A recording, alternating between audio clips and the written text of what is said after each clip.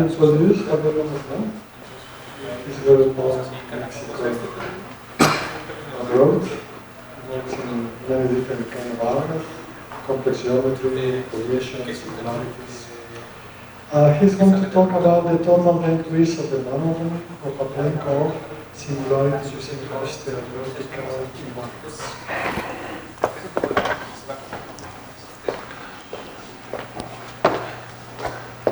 Okay, I'd like to thank the organizers for giving me the opportunity to speak in this workshop, and also I am very pleased for this agreement with this Mathematical Institute of the Americas. I think it's a great opportunity for Mexican mathematicians, and as we all know, it's more important to build bridges than to build walls. So this is an example of this. This is going to be like a tutorial to Professor Griffith's talk. So if you got lost there, perhaps here you'll find your way. So I'm going to speak of a relation between singularity theory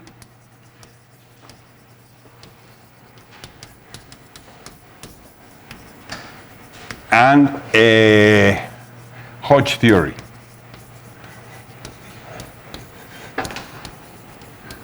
And in the case of singularity theory, I'm going to concentrate in the case of plane curve singularities.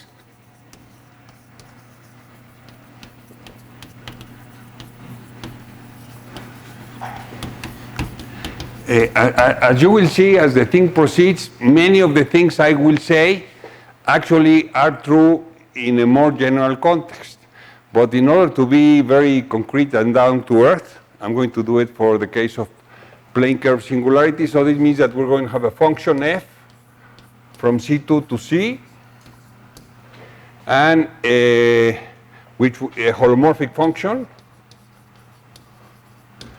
or we can think it's a polynomial, and it's sending 0 to 0, and we're going to look at it in a neighborhood.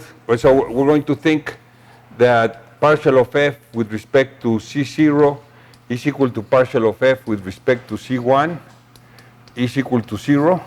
So if this hypothesis is not satisfied, we all know from our calculus courses that in the neighborhood of 0, things look like this.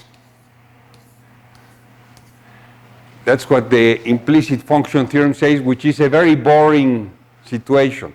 So in the calculus course, this is enough, but we're going to assume that we're at a singular point. Now, Milnor's description of what's happening here is the following. We have in the image, we have the disk, and then above 0, we have a singularity. And then for a value t0 different from 0, we have something which has the same boundary, but it brings out some topology. And in the case of plane curves, so this will be a surface, compact surface with boundary. Now, if the function f can be factorized into irreducible components, into R irreducible components, so this means that f minus 1 of 0 is going to be formed by the R. So we put f1 equal to 0, f2 equal to 0, fr equal to 0, so we have something that looks like this. And so this f minus 1 of t0 is going to look something like this. We have several boundary components And then we have something like this. And then we have the genus here appearing. So this will be a compact surface with boundary connected. And then Milnor's description asserts that this f minus 1 of T0 is homotopically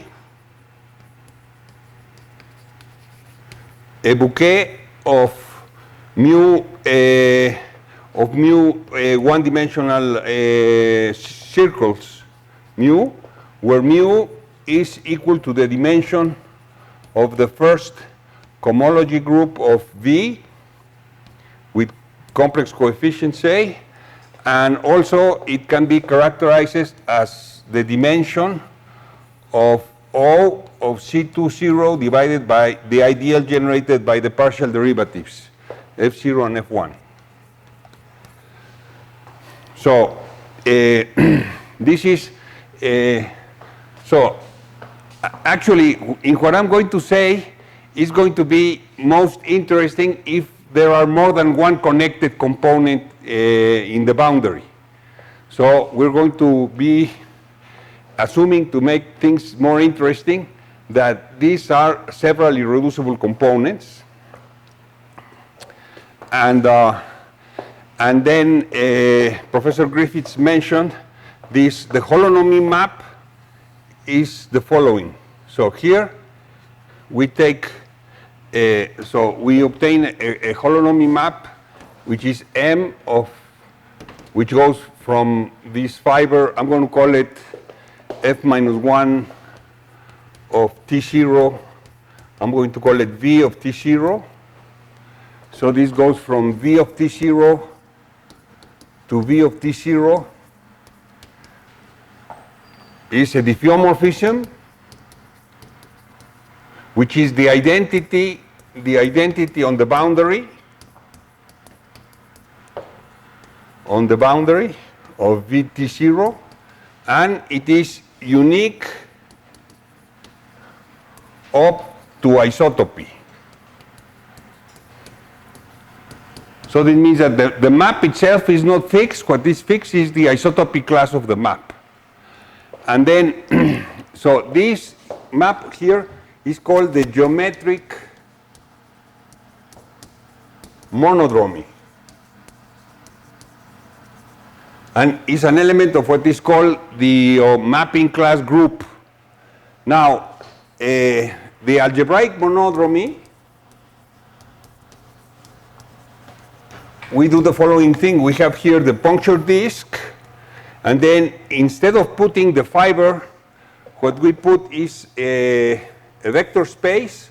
We put H1 of VT0 with complex coefficients, and so this is something which is dimension mu, and then this we do for every T0, so T0, T1, and so the union of all these for all T0 in the puncture disk becomes a vector bundle with fibers of dimension mu, which has a flat connection that's called the Gauss-Manning connection.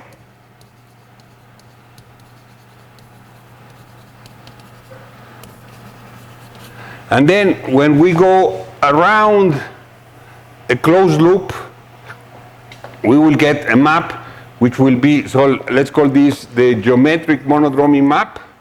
And then we get the algebraic monodromy map, which is a map from H1 of VT0C to H1 of VT0C. And actually, this map is also defined in H1 of VT0 with integer coefficients. So since it's a map induced from this diffeomorphism, So it induces an isomorphism, I'm sorry, here with integral coefficients. But if we think of it as in the complex numbers, then is a matrix, and then this MA can be written as the semisimple part times the unipotent part. So this is concentrating the eigenvalues of the matrix, and this one over here is concentrating the Jordan block structure.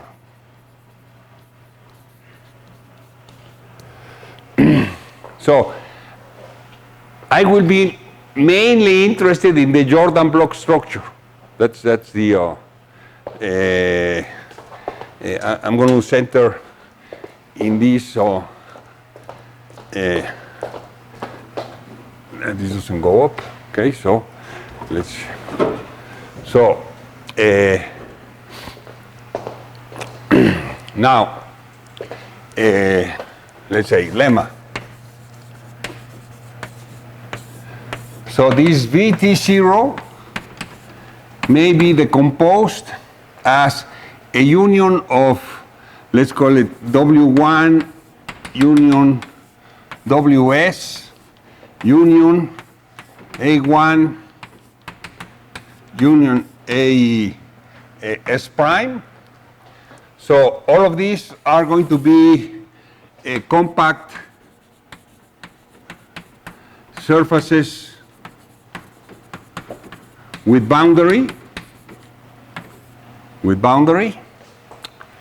and there exists an integer n in such a way that the geometric monodromy raised to the n will send omega j to omega j, and it will be the identity.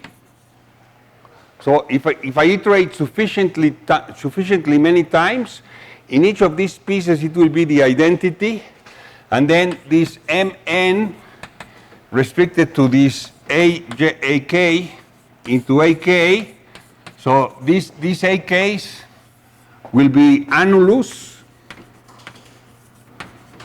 or to think more pictorially, I will call them tubes, tubos.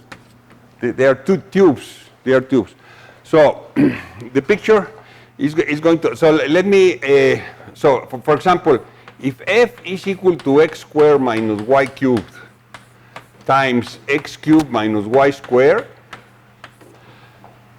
then this f equal to t0. So this vt0 is going to look like this. Is going to look like this. Is a genus 2. So this has two irreducible components, so we have two components, and then it will have two tubes connecting them, and this n will be 10. So this means that for Hodge theory, one is speaking about the algebraic monodromy. One does not speak about the geometric monodromy. It's only the algebraic monodromy. Here, we're speaking about the geometric monodromy. So the M, so since it's the identity on the boundary, is sending this component to itself. It's sending this component to itself, but it's doing something. In homology, it's moving the homology here. Now, the denominator of the monodromy theorem asserts that the eigenvalues of the algebraic monodromy are roots of unity, and that the size of the Jordan blocks, in this case, are bounded by 2. So they are at most blocks of size 2. And in this case, the eigenvalues, so these are here are the eigenvalues, are of the form they have denominator 10. So there's some number, and then they are divided by 10. So that's why if I iterate 10 times, then I only get eigenvalue 1. But so in this case, what's going to happen is the following. So if I try to figure out what is the eigenvector corresponding to this eigenvalue, it will be some combination of one homology here, but it might be complicated in here. So that's why if I raise it to the 10th power, then it will be the identity. So I raise it to the 10th power, and here's the identity. The M transforms this tube into this tube, and this tube into the other tube. And so if I apply it 10 times, since it's the identity here, I get a map from the tube to the tube, which is the identity on the boundary. Okay? And so the question is, if I take, so here I take this loop, so this is a special loop that comes in here. So we take this special loop, and so if we call this gamma, if I do M10 algebraic, or even geometrically, so geometrically to this mg to gamma, I will obtain the gamma plus, and then I obtain, it goes once around here, so let's call this beta 1, and this other beta 2, so I obtain gamma plus beta 1 plus beta 2. So the n, I mean, of course you notice that in this mixed Hodge structure of the singularity, n is a very important invariant, so this is equal to the logarithm of the unipotent part of the matrix, and in this case this means the following: is going to be 1 over n, and then we're going to put ms mu, and then to the n. So, but ms to the n is the identity, and so we get 1 over n mu to the n. And I'm sorry, no. So this is the identity. I'm sorry, I goofed. Debajo del pizarrón. Okay. So, so this is going to be equal to, under this hypothesis I'm putting over there, this is going to be equal to 1 over n, the identity minus mu. So the semisimple part of the monodromy is going to be, so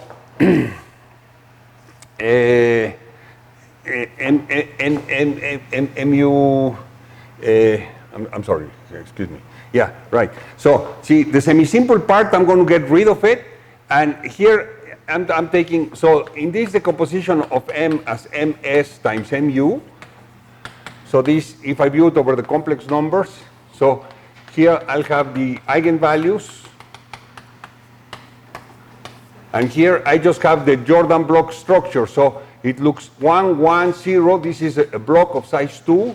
And then here I have another block of size 2, say. And then I have 1s. So if I take the identity minus the unipotent part, what I get is a nilpotent matrix. And so this nilpotent matrix, N, is the one which gives rise to the weight filtration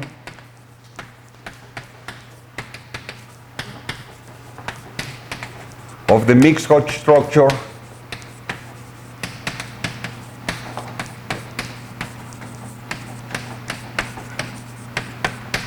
and so the question I wanted to understand was the following: who is responsible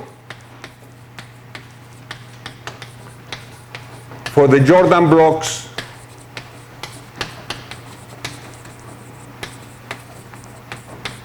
in the algebraic monodromy. And so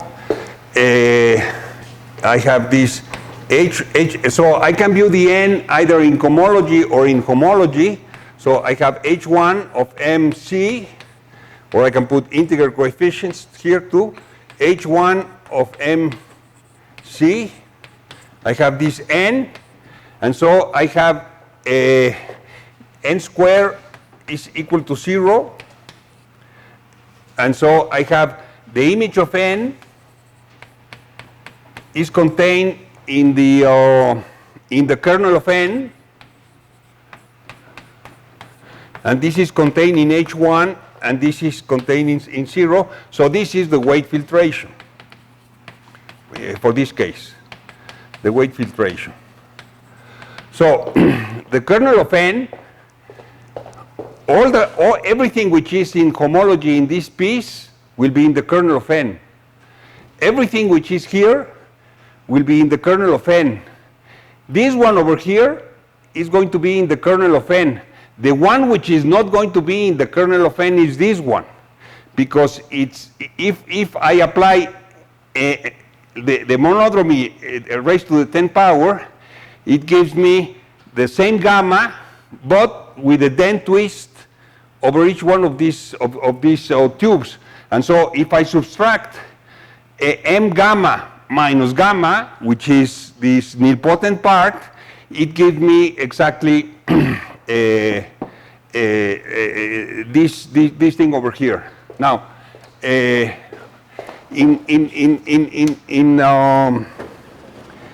this story of mixed Hodge structure, there's something which is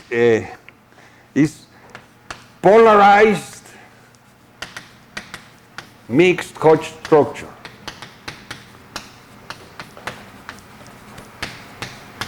And so the word polarized means that there is a bilinear form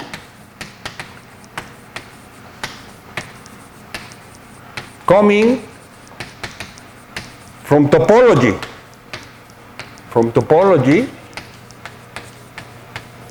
which actually is going to be coming from coproduct. So coproduct gives me a bilinear form which goes from this VT0, I'm sorry, H1. So if I view it in cohomology, coproduct, so this is H1 of VT0C cross H1 VT0C into C, or I can also put rational coefficients here, rational coefficients. So, and this is an alternating bilinear form, which means that if I put alpha, beta, and if I change them, this is minus beta alpha. Now, it turns out that since M is a diffeomorphism of the surface, so we will have that M of alpha, the geometric, M geometric, or the algebraic, whatever, of the beta is equal to alpha with beta. So a diffeomorphism leaves invariant the coproduct. And so this implies that the N, is an alternating, is an alternating operator with respect to this coproduct. This means that N alpha with beta is equal to minus alpha and beta. And so if I put this operator N like this, which goes from cohomology, cross cohomology into C, is a symmetric bilinear form. It's a symmetric bilinear form, and I can also put here integer coefficients, modulo torsion, and I finish here in integer coefficients modulo torsion. And so this gives me a symmetric bilinear form in homology with integer coefficients. Or if I want to do it in homology, it will just be the intersection product. And so in mixed Hodge structure, it's important this bilinear form plays a role. This bilinear form is the bilinear form induced in the weight, in the graded, so you take the graded associated to the weight filtration, which means that you take the quotient this by this, this by this, and this by this, and then you induce non-degenerate bilinear forms in these spaces, and this is one of them. So this form here is an invariant of the mixed Hodge structure. And so the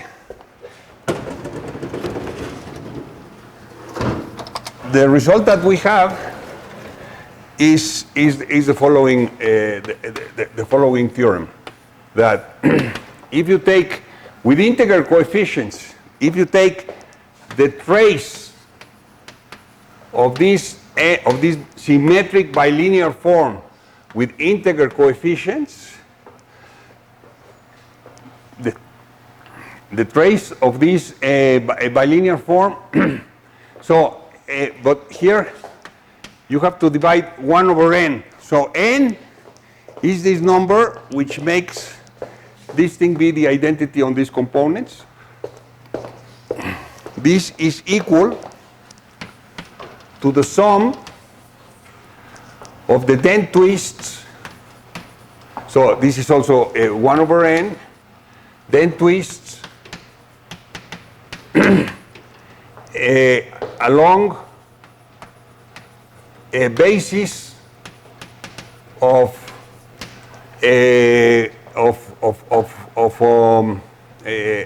along a basis around the tubes which give rise to non-zero homology.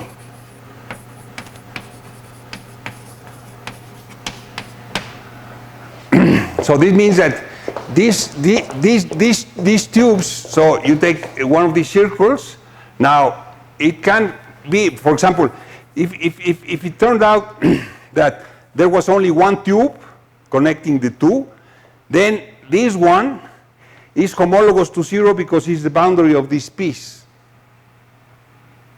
So and so this doesn't count. You need to have that this has a non-zero, that its class in homology is non-zero. So this gives a geometric interpretation in the mapping class group of an invariant of the mixed Hodge structure of the singularity. That's how we are phrasing this. Now, I will sketch a proof of this result, and you will see from the sketch that this proof will extend to all dimensions. Then these Hodge theoretic invariants are defined in all dimensions. So what we are lacking in higher dimension is what is the similar to the Dehn twists when we have more dimensions than 2. So let me now bring another aspect, which is the singularization.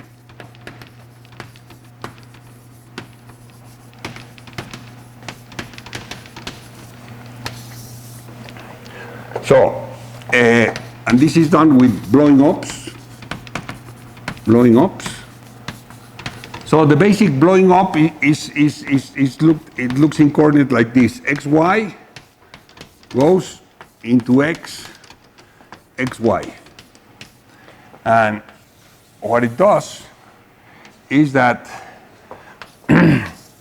lines passing through zero is like polar coordinates in complex variables.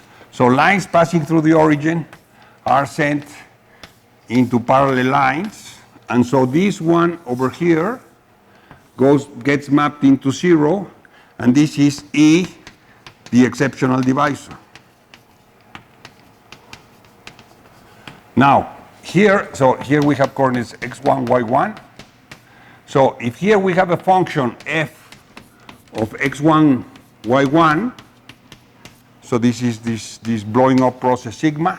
So this sigma applied to f on x1, y1, then so we put, every time we see x1 we put x, every time we see y1 we put xy. So in the end we're going to have a big factor of x, and then here we will have some f1 xy. And so this is the multiplicity, so the exceptional divisor, so blowing up does not depend on the function. I just blow up the origin. But if I have a function which is vanishing here, then the composition will have an order of vanishing. And so this means that I will get this exceptional divisor, and I will get another curve here, and then here I have my original curve. If here I had several curves, then each one of these will be lifted to a different curve here, but perhaps some curves will lift to the same point if they have the same tangent cone. So the procedure of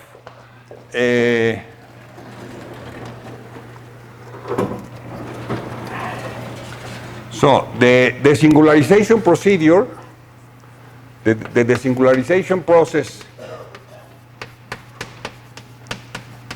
for plane curves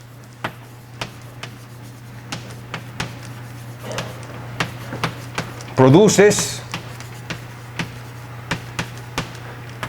a graph, actually what's called a decorated graph. So we put a point for the first exceptional divisor, and then we put its multiplicity, the multiplicity. Then we blow up again. Let's think that we only have one component so that it lifts to a unique point. So we think that now here f is irreducible.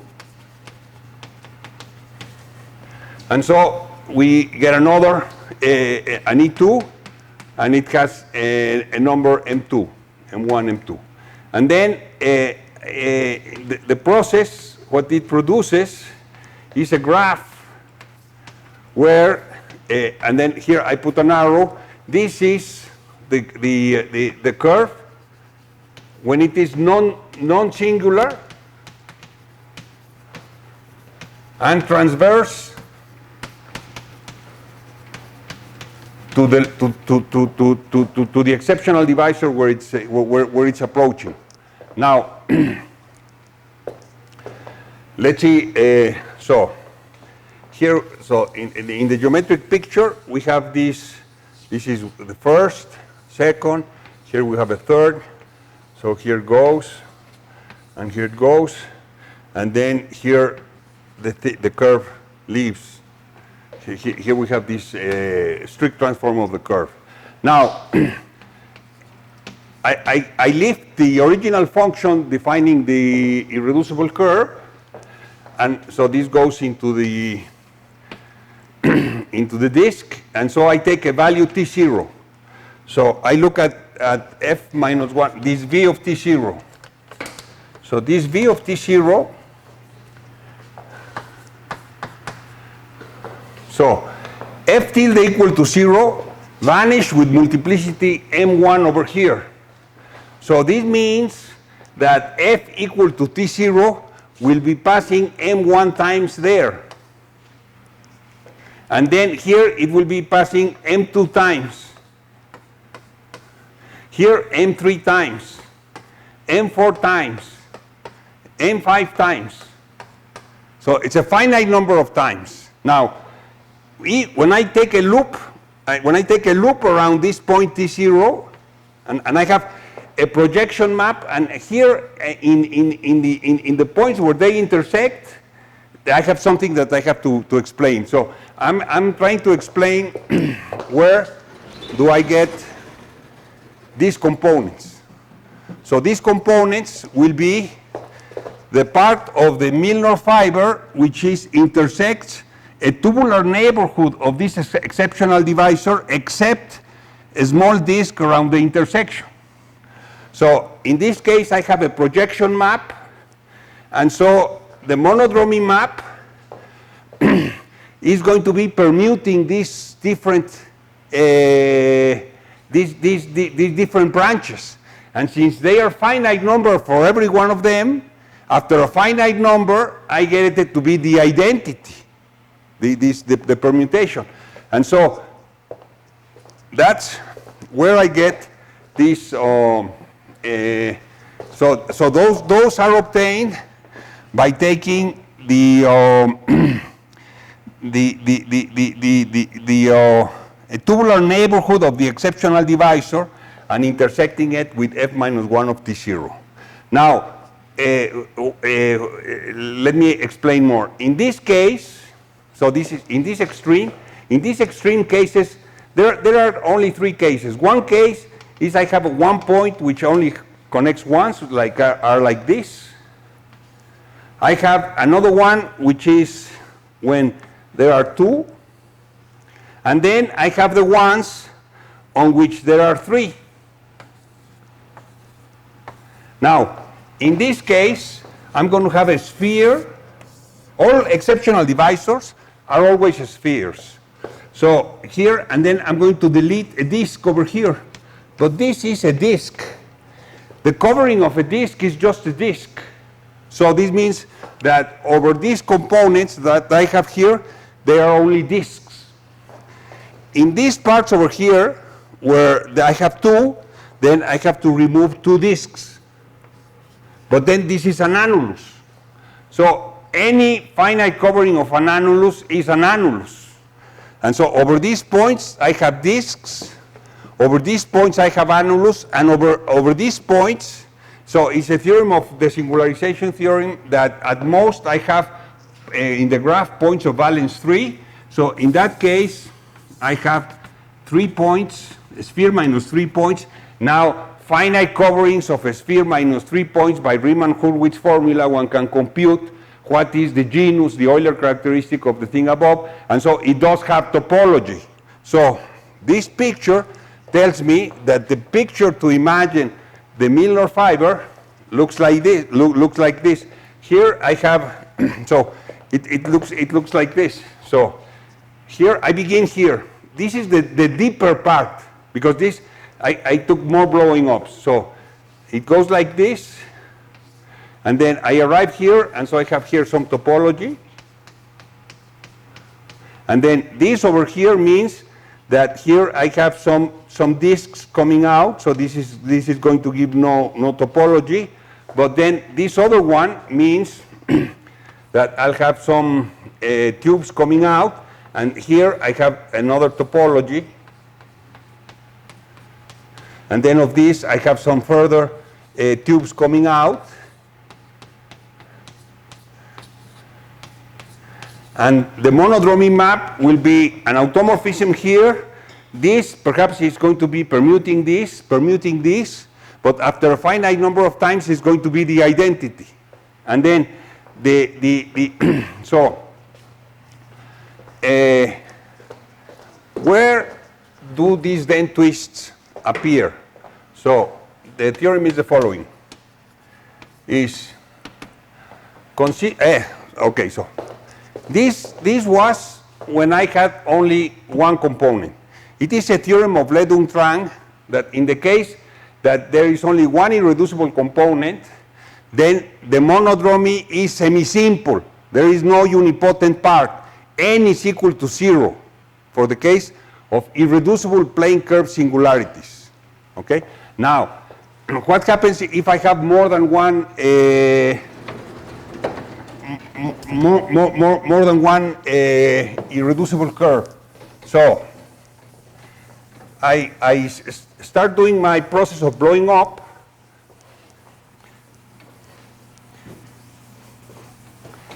And so I start drawing the graph. So E0, E1, perhaps here E2, E3. And here, say, I have at this point, I have two branches coming out. But then, when I apply the blowing up over here, then they separate. So here I put something like this. Because see, at this point, the two branches separated. And so, and then I continue each branch as if it was an irreducible branch. And here it goes out. And here I have this one. And so this is the curve C1 tilde, and this is the curve C2 tilde. And so I get, so if I only take one of these process, is a graph for the irreducible. This one is a graph for this irreducible one, but they have some common part. So how do I know that from these, which are the ones, so which are the gammas which produce the Jordan blocks? So these points where there are valency 3 or more, well, for example, this one has more valency, these are called rupture points.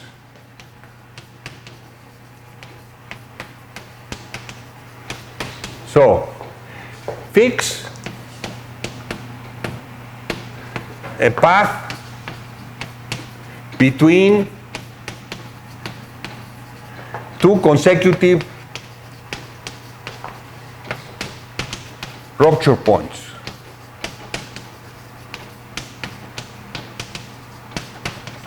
So in this case it would be something like this, no? So we have this one and this one, so we would choose this path over here. Now, if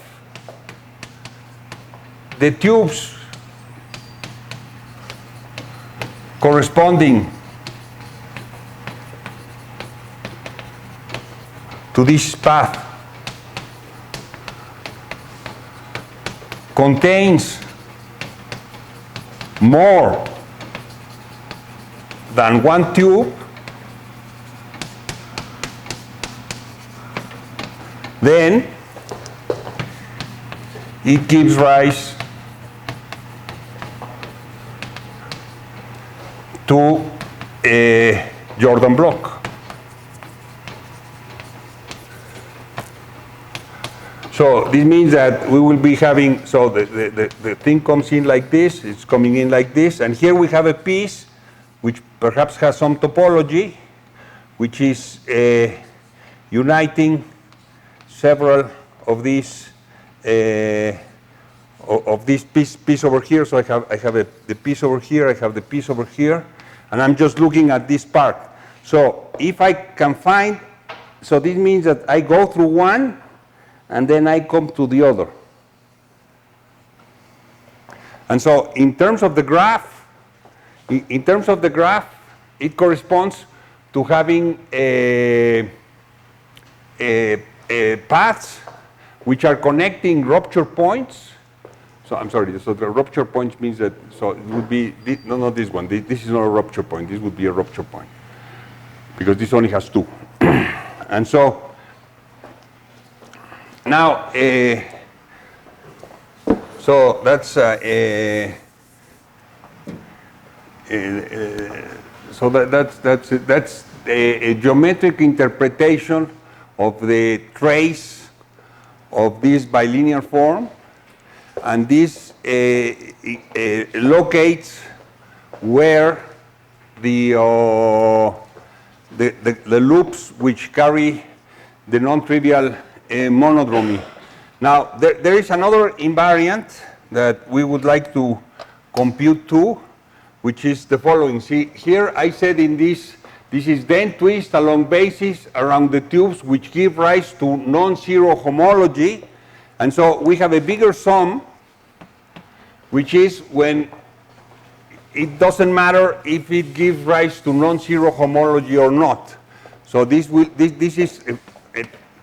over here is the total Dehn twist of non-trivial topological loops. And then we have another total Dehn twist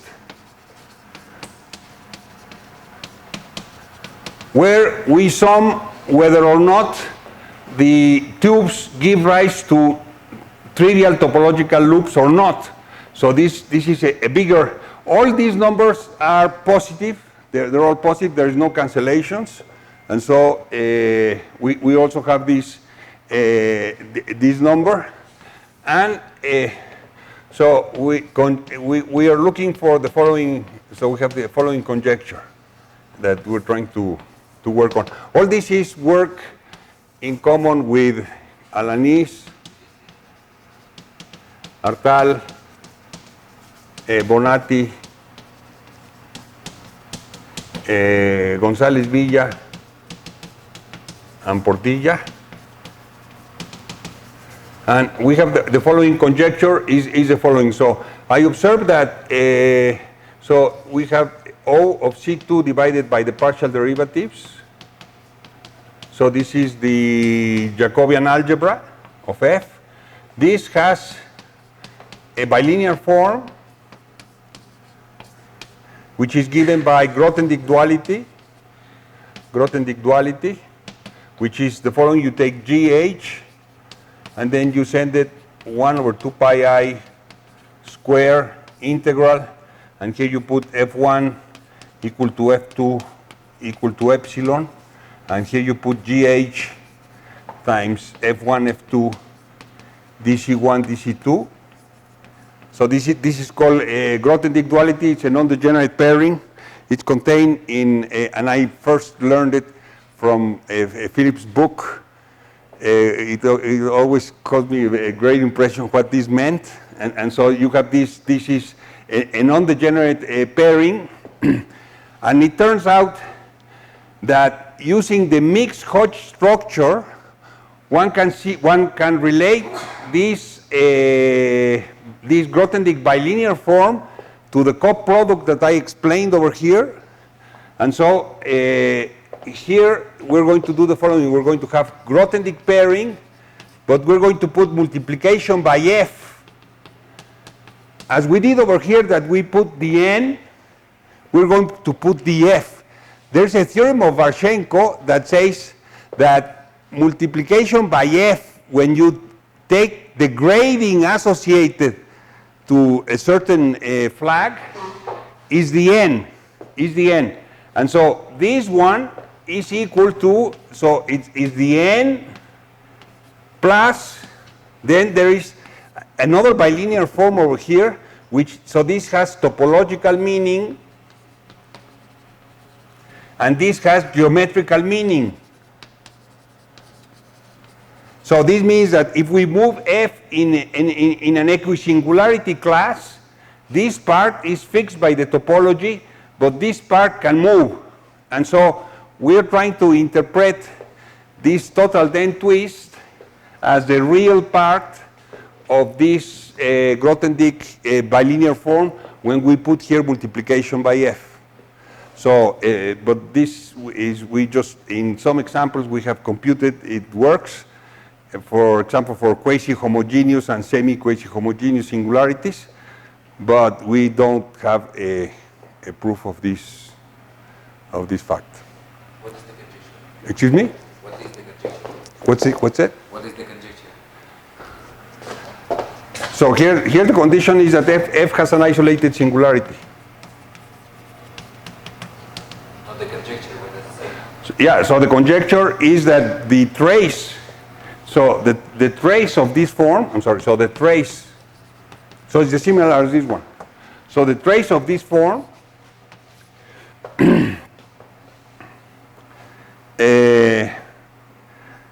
So the trace of this form, here I'm putting the n, so this n is equal to the logarithm of the unipotent part, which already it contains the information of 1 over n of raising to a power and then getting rid to the semi-simple part. So in here I don't have to divide by n. If I take n to be this, then this gives me this formula. And so this takes part of the Dehn twist in the part which have non-trivial homology, and then one has the Dehn twist which come from the ones which do have, which are trivial in homology.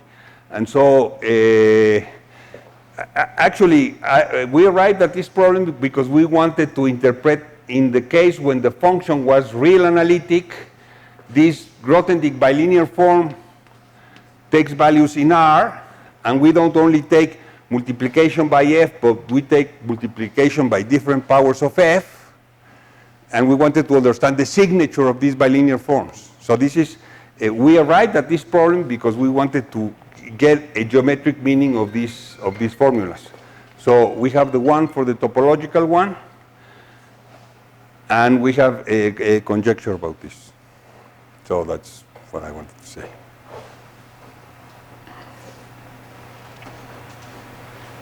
Are there any questions? If f is quasi-homogeneous, then n should be 0. Excuse me? If f is quasi-homogeneous, N is 0. then n is 0. Exactly. Do you see any proof of this? So if f is so this means that in this so if n is 0, then this means that there are no tubes of this form. So if f is quasi-homogeneous, then what happens is that if you have different components, then there is only one tube uniting the different. So for quasi-homogeneous, even for semi-quasi-homogeneous, the n is 0. And so in this case, there are no Dehn twists.